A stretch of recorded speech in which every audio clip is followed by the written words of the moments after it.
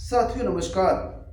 साथियों, 4 बांस 24 गज अंगुल अष्ट प्रमाण।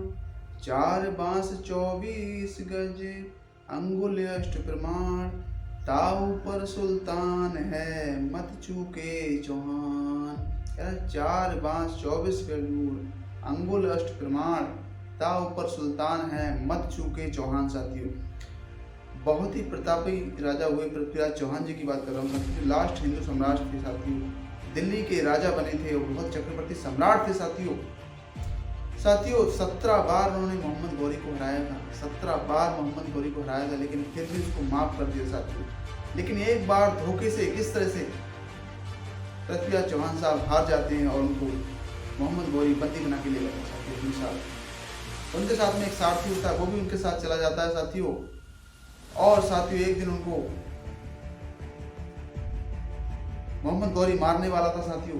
जब मारने के लिए उनको ले जाता है तो साथियों उनका सारथी कहता है कि महाराज,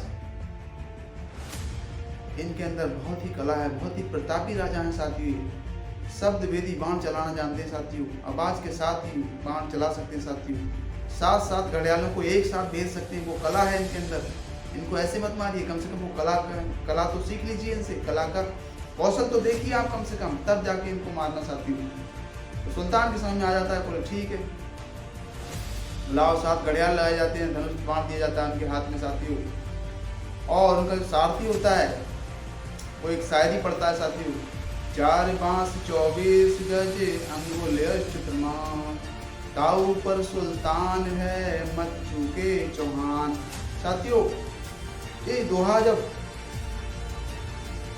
वो पढ़ते हैं साथियों, तो कहना सुल्तान से कि 3 बार आपको आवाज देनी, जोर से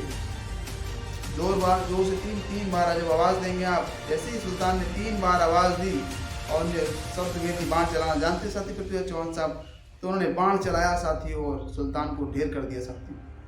तो साथियों, हमारे जो पूर्वज थे उनमें बहुत पावर थी साथियों। क्योंकि साथियों, जो व्यक्ति अपने विजनरी लोग होते हैं, वो अपने माइंड को पढ़ लेते हैं, अपने माइंड से समझ जाते हैं कि कौन व्यक्ति कहाँ। उन्होंने शब्द वेदी बाण चलाना जानते थे और उन्होंने शब्द की आवाज़ किधर से आ रही है उधर बाण मार दिया और साथियों सुल्तान को ढेर कर दिया साथियों। जबकि मोहम्मद गौरी ने उनको अंधा कर दिया था साथियों।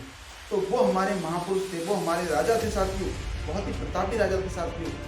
तो साथियों, ऐसे महापुरुषों को हमें कहीं ना कहीं पढ़ना पड़ेगा साथियों। इनके बारे में कहीं ना कहीं सीखना पड़ेगा इन लोगों से। कहीं ना कहीं हम आज आलस की तरफ आलसी हो रहे हैं। कहीं ना कहीं हम बहुत अपने काम के प्रति कहीं ना कहीं हम अपने समय पे काम को कर नहीं पा रहे हैं साथियों। तो इन चीज़ों को हम कहीं ना कहीं पढ़ना पड़ेगा, सीखना पड़ेगा साथियों।